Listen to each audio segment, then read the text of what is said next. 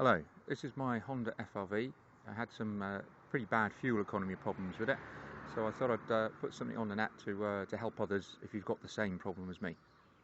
Just to let you know, it's a 2006 model, it's a 2.2 turbo diesel, and it's got 190,000 miles on it, so it's a high mileage model.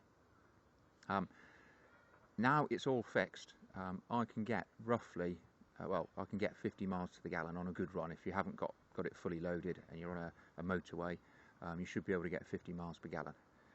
It dropped right the way down to about 32, 33, a massive difference, and it was constant at that no matter what I did.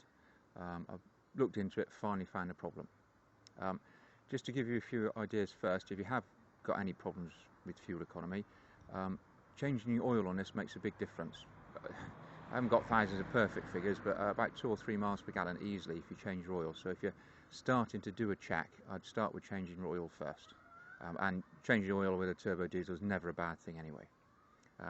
You can do that. You can also change the air filter, right, which is this bit black box in there. Very straightforward to do. And the tip that I can say now is I had black oily spots on my air filter. It made a slight difference to the fuel economy, but not much, but that was a clue as to what was wrong with the engine. Okay. Another thing to make, we changed the fuel filter and that made no difference whatsoever to this particular problem, and that was £90 in a garage, so I wouldn't jump to do that straight away. When we first had the car, one of the brakes was sticking on, which is not something I'd have thought of checking for if I was looking at fuel economy. Well, it's obvious if your brakes are sticking, it's going to make a difference. That made about 5 or 6 miles per gallon difference. So you can do a quick check by just taking your handbrake off and pushing the car. What you should do is jack each wheel separately, take the wheel off and spin or spin the wheel and see if that's the problem. Another tip is if you've gone for a drive and you put your hand just down by the side of the wheel, if it's hot, your brakes are stuck on. Assuming that's okay, the problem was the EGR valve. Now I'm an aircraft mechanic, not a car mechanic, right? That's the EGR valve there. I'm not going to pretend I know exactly what it does, but it puts used exhaust gas in some way for emission purposes back into the inlet manifold, which means to say you're burning air that's already burnt, so it's not very efficient and your fuel economy drops down if the valve is stuck open. So you've got the EGR valve and the EGR cooling valve.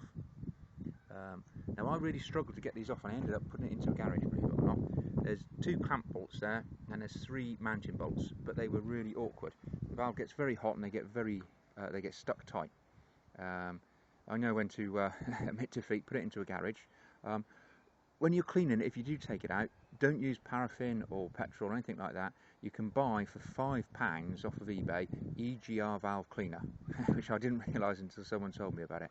Apparently it needs to have no carbon in there because the carbon builds up because it gets so hot. But if you do have constant fuel economy of about, somewhere between 30 and 35 miles per gallon, and that's constant, that's your problem there, your EGR valve. I hope that helps. Thanks a lot. Bye.